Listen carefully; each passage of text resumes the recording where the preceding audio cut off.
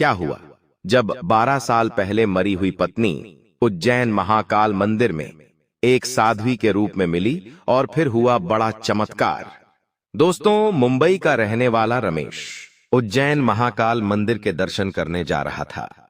उज्जैन महाकाल मंदिर में 12 साल के अंदर सब कुछ नया नया हो गया था। रमेश इधर उधर देख रहा था। महाकाल नगरी की यह गलियां, शिप्रा नदी उसे पिछले 12 साल की याद दिला रहे थे। 12 साल पहले भी रमेश उज्जैन आया हुआ था महाकाल बाबा के दर्शन करने, लेकिन वह अकेला नहीं आया था। रमेश अपनी पत्नी के साथ आया था, लेकिन इस बार उसकी पत्नी उसके साथ नहीं थी। वह अपने पिछले दिनों को याद करता करता आगे बढ़ रहा था कि किस तरह से रमेश अपनी पत्नी रानी के साथ महाकाल मंदिर आया था। महाकाल मंदिर की गलियां उसने घूमी थीं। किस तरह से वह और रानी दोनों ने शिप्रा नदी के घाट पर स्नान किया था। पहले का वातावरण और अभी का वातावरण दोनों में जमीन आसमान का फर्क आ गया था।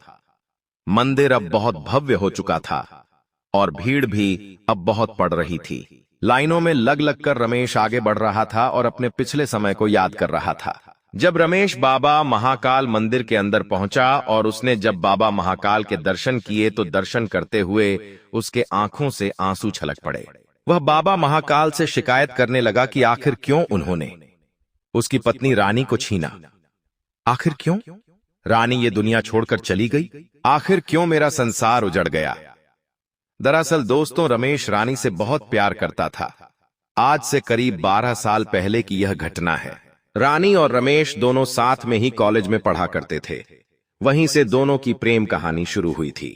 लेकिन दोनों के घर वाले इस शादी से नाखुश थे, क्योंकि रमेश एक दलित परिवार से था और रानी एक ब्राह्मण परिवार से थी। इसलिए रानी के परिवार वाले इस शादी से इनकार कर रहे थे।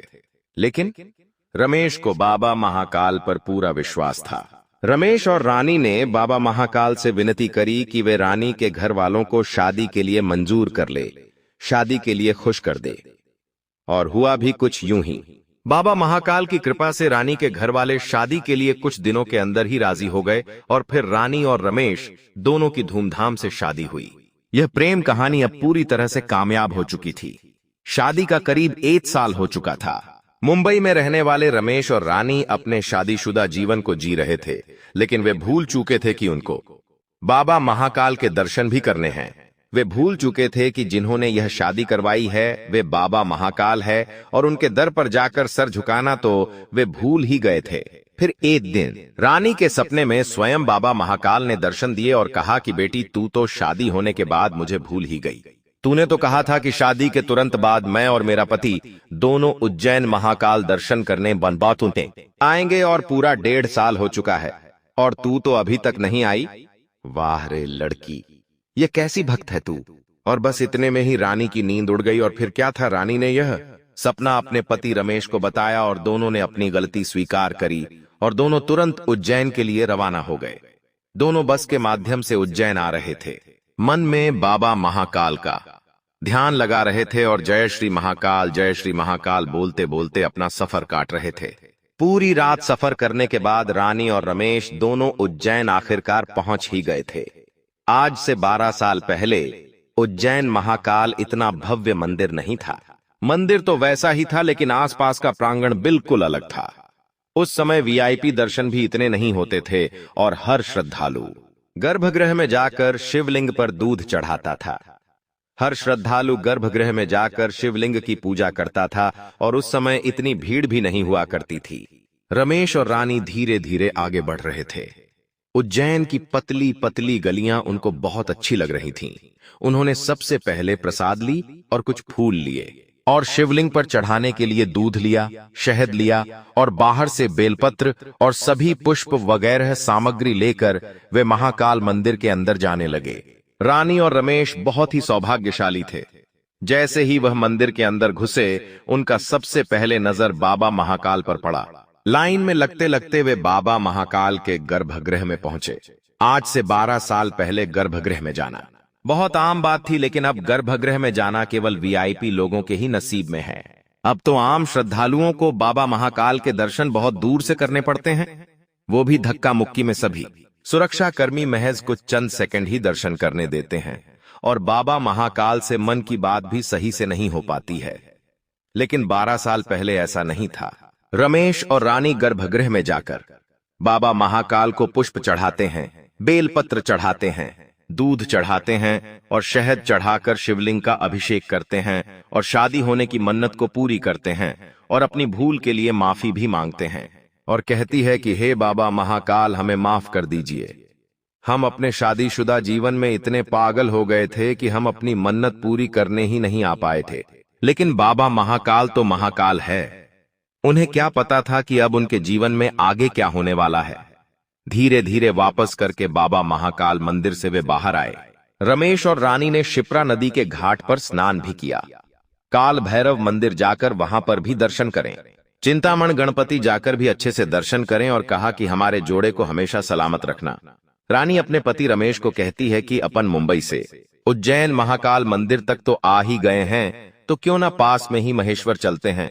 बारिश का मौसम भी है और महेश्वर में काफी सुहावना मौसम होगा। शादी बाद हम कहीं घूमने भी नहीं जा पाए, तो क्यों ना हम पास में चले चले, तो फिर क्या था। रमेश ने भी हामी भर दी। फिर दोनों उज्जैन से महेश्वर के लिए निकल गए थे, लेकिन ये उनके जीवन की सबसे बड़ी भूल थी। वे नहीं जानते थे कि महेश्वर जाना उनके जीवन का एक सबसे गलत और बड़ा फैसला होगा। महेश्वर नर्मदा नदी के किनारे बसा हुआ है। महेश्वर मध्य प्रदेश की शान है। महेश्वर की खूबसूरती बारिश के समय में बहुत ज्यादा निखर जाती है।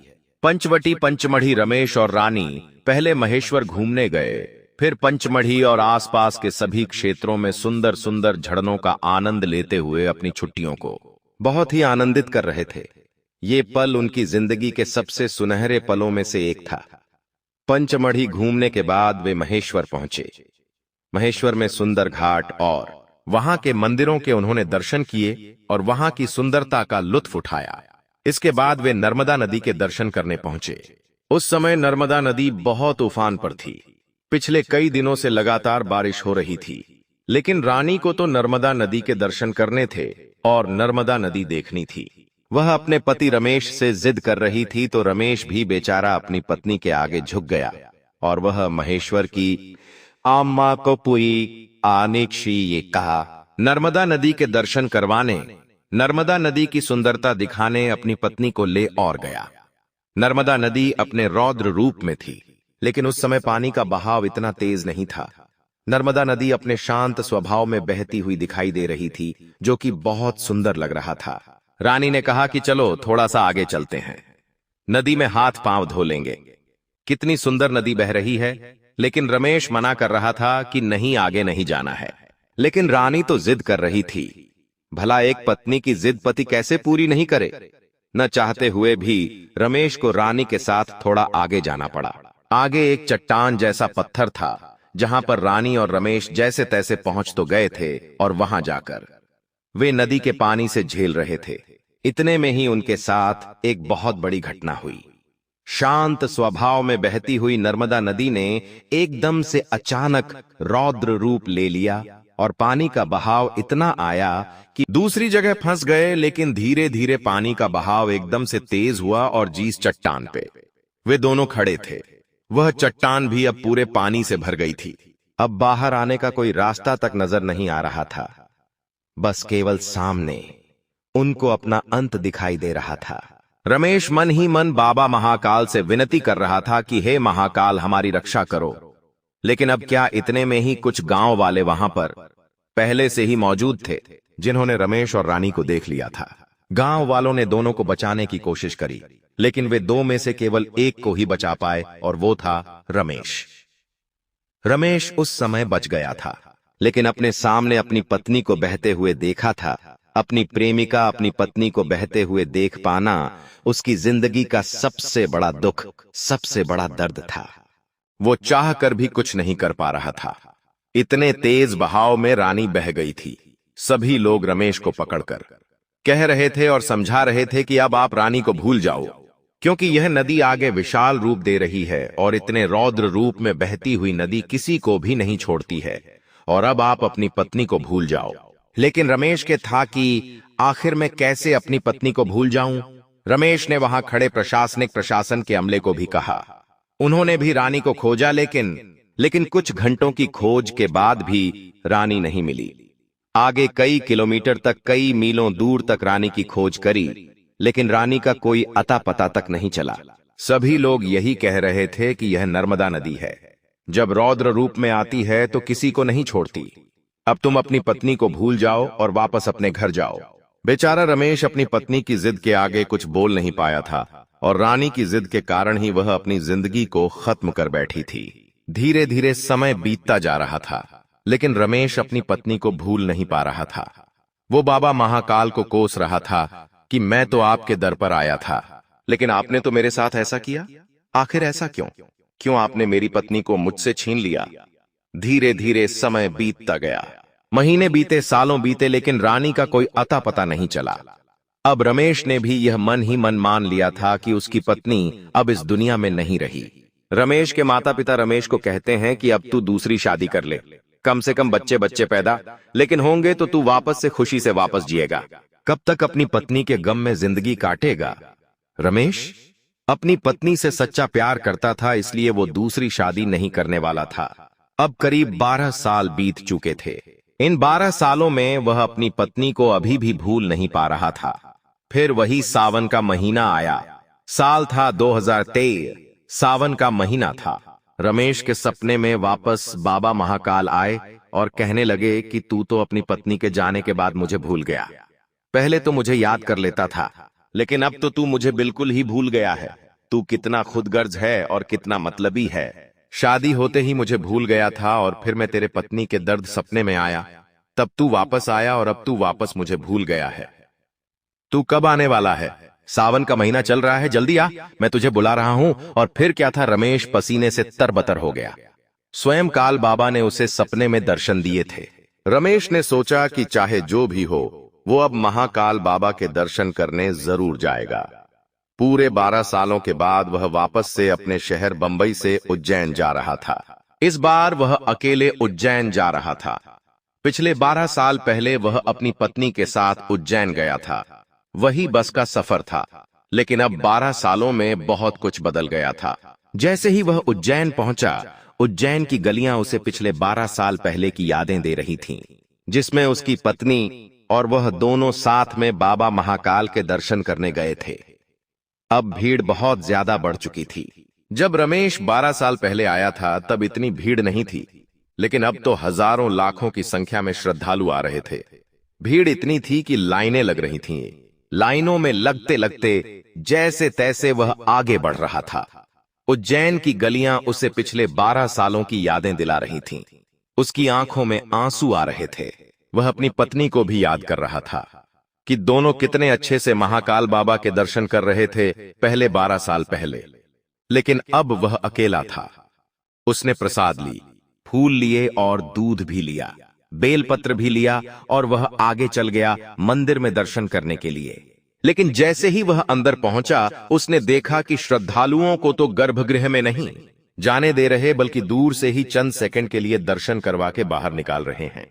उसका मन दुखी हुआ। उसके हाथ में दूध वगैरह, पुष्प वगैरह और बेलपत्र थे। बाहर खड़े सुरक्षाकर्मी ने उसके हाथों से सभी सामग्री ले ली और एक बाल्टी में डाल दी। उसका मन बहुत दुखी हुआ कि बाबा, मैं इतने मन से सारी चीजें लेकर आ रहा, लेकिन आप तक नहीं पहुंच पाई। पिछली बार तो मैं गर्भगृह में जाकर तुमको सभी पुष्प, दूध, शहद चढ़ा के गया था, लेकिन इस बार तो मैं इतनी दूर से आपके दर्शन कर रहा हूं। चंद सेकंड के दर्शन करे, लेकिन मन में ढेरों बातें बाबा महाकाल को सुना दिया और कह दिया कि हे बाबा महाकाल, मेरी पत्नी जहां भी हो सही सलामत हो। और बस फिर क्या था, सुरक्षाकर्मी ने रमेश को धक्का देकर बाहर कर दिया। रमेश का मन दुखी जरूर था, क्योंकि उसको बाबा महाकाल के सही से दर्शन नहीं हुए। केवल एक पलक झपकते ही उसको दर्शन हुए और वो बाहर आ गया।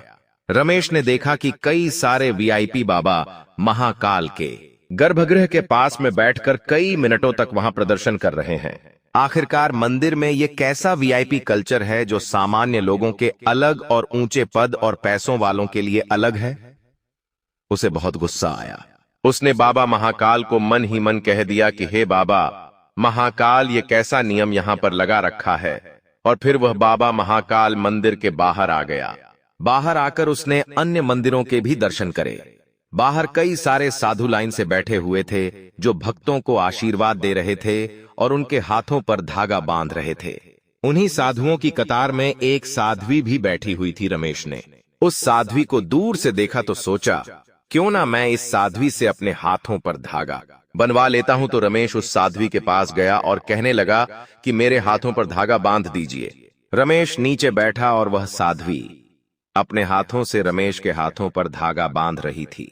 जब रमेश ने सही से उस साध्वी के हाथों को देखा तो उस साध्वी के हाथों पर एक अजीब सा निशान था जो कि जलने पर बन जाता है, और ऐसा ही बिल्कुल सेम टू सेम निशान उसकी पत्नी रानी के हाथों पर भी था। उसके मन में थोड़ा सा विचार आया कि आखिर ऐसा कैसे हो सकता है। जब साध्वी ने रमेश के हाथों पर धागा बांध दिया तो साध्वी ने कहा रमेश की ओर देखते हुए कि लाइए, दक्षिणा दीजिए, बाबा महाकाल आप पर कृपा करेंगे। और जब रमेश ने उस साध्वी का चेहरा देखा तो उसके पैरों तले जमीन खिसक गई, क्योंकि वह साध्वी कोई और नहीं बल्कि रानी थी, यानी कि उसी की पत्नी जो आज से 12 साल पहले नर्मदा नदी में बहकर इस दुनिया को छोड़कर जा चुकी थी। उसे समझ नहीं आ रहा था कि आखिर ऐसा कैसे हो सकता है। उसने चौंक कर उस साध्वी को कहा कि रानी तुम जिंदा हो। तो वह साध्वी रमेश को देखकर बोलने लगी कि आप कौन? मैं कोई रानी नहीं हो, आप ऐसा बर्ताव क्यों कर रहे हैं? तो रमेश कहने लगा तुम मेरी पत्नी हो, तुम रानी हो। लेकिन साध्वी कहने लगी नहीं, मैं रानी नहीं हूं, मेरा नाम तो निर्मला है, और आप मुझे अपनी पत्नी कैसे बोल रहे हैं? तो रमेश कहने लगा नहीं, तुम मेरी पत्नी हो। रमेश घबरा गया था, जोर जोर से उस साध्वी को यानी कि अपनी पत्नी रानी को कहने लगा तुम मेरी पत्नी हो, तुम क्यों समझ नहीं रही हो? तो साध्वी कहने लगी तुम ऐसी कैसी बातें कर रहे हो, लगता है तुम पागल हो। लेकिन रमेश कहने लगा पागल तो तुम लग रही हो, अपने पति को नहीं पहचान पा रही हो। याद करो, तुम आज से 12 साल पहले तुम नर्मदा नदी में बह गई थी। हम यही उज्जैन महाकाल मंदिर के दर्शन करने आए थे।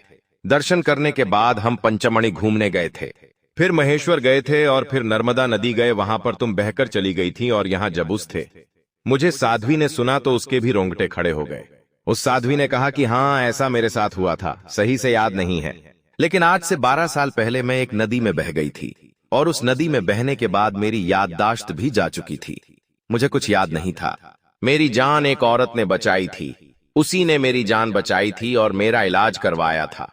उसके बाद मुझे कुछ याद नहीं आया कि मैं कौन हूं, कहां से आई हूं। तो मैं बाबा महाकाल के दरबार में आ गई। मैं यहां पर आकर लोगों के हाथों में धागा बांधने लगी और अपनी रोजी रोटी चलाने लगी और बाबा महाकाल की भक्ति में लीन हो गई। यह सुनकर रमेश की आंखों में खतरनाक आंसू बहने लगे। वह फूट फूट कर रोने लगा और बाबा महाकाल को मन ही मन धन्यवाद करने लगा और उस साध्वी को गले लगा लिया, और गले लगकर वह फूट फूट कर रोने लगा। वह इतना दर्दनाक मंजर था कि जिसने भी देखा उसकी आंखों से आंसू आ गए थे। वह साध्वी कहने लगी क्या सच में आप मेरे पति हो? तो रमेश कह रहा था कि हाँ, सच में तुम मेरी पत्नी हो। रमेश ने अपने फोन से बहुत सारी तस्वीरें उस साध्वी यानी कि रानी को दिखाई और कहा कि ये देखो अपनी शादी के फोटो, अपनी कॉलेज के फोटो, और उसने अपने उज्जैन महाकाल के 12 साल पहले के फोटो दिखाए, पंचमणि के फोटो दिखाए, महेश्वर के फोटो दिखाए। इससे उस साध्वी यानी कि रानी को पूरा विश्वास हो गया कि रमेश सच कह रहा है, और उस साध्वी ने भी यानी कि रानी ने भी अपने पति रमेश को स्वीकार कर लिया, और दोनों गले लगकर फूट फूट कर रोने लगे। रानी कह रही थी कि मैं पिछले 12 सालों से बाबा महाकाल मंदिर में इसी जगह पर लोगों के हाथों पर धागा बांध रही थी। मुझे विश्वास था कि बाबा महाकाल मुझे मेरे परिवार से जरूर मिलाएंगे, और आज देखो पूरे 12 साल बाद उन्होंने तुमसे वापस मिला दिया। तो रमेश ने कहा कि हाँ, ये एक बहुत बड़ा चमत्कार है। पूरे 12 साल हो चुके हैं, मैं तुम्हारी यादों में रोजाना रोता था। हमेशा मैं तुम्हें याद करता था। तुम्हें पता नहीं होगा करोगा, लेकिन हम कॉलेज में साथ थे। हम एक दूसरे से बहुत प्यार करते थे। हमारी शादी हुई कि वो भी बाबा महाकाल की कृपा से, और फिर शादी के 1.5 सालों बाद जब हम महाकाल मंदिर के दर्शन करने आए, और फिर जब पंचमणि गए और महेश्वर गए, तो उसके बाद नर्मदा नदी में तुम्हारा पेड़ फिसला और तुम बह गई थी। उसके 12 साल बाद तुम आज वापस मिली हो। यह कैसी मंजर जिस देखा सभी के आंखों से आंसू आ गए। तो दोस्तों, यह हृदय विदारक घटना आपको लगी कमेंट में जरूर बताएगा। आखिरकार बाबा महाकाल ने एक पति पत्नी को पूरे 12 साल बाद वापस से मिला ही दिया। दोस्तों, क्या आप भी उज्जैन महाकाल मंदिर गए हो? अगर गए हो तो हमें जरूर बताएगा। बाबा महाकाल अपने भक्तों की हर मन्नत पूरी करते हैं, उनका हर संकट दूर करते हैं, बिछड़ों को आपस में मिलाते हैं, नी संतान को संतान देते हैं। तो बोलिए जयकारा बाबा महाकाल का। दोस्तों, जोर से बोलिए जय श्री महाकाल और मेरा साथ बोलिएगा कि अकाल मृत्यु वो मरे जो कर्म करे चांडाल का, और काल उसका क्या बिगाड़े जो भक्त हो महाकाल का। बोलिए जय श्री महाकाल। दोस्तों, कमेंट में अपनी राय जरूर दीजिएगा और वीडियो पसंद आई हो तो लाइक जरूर करिएगा।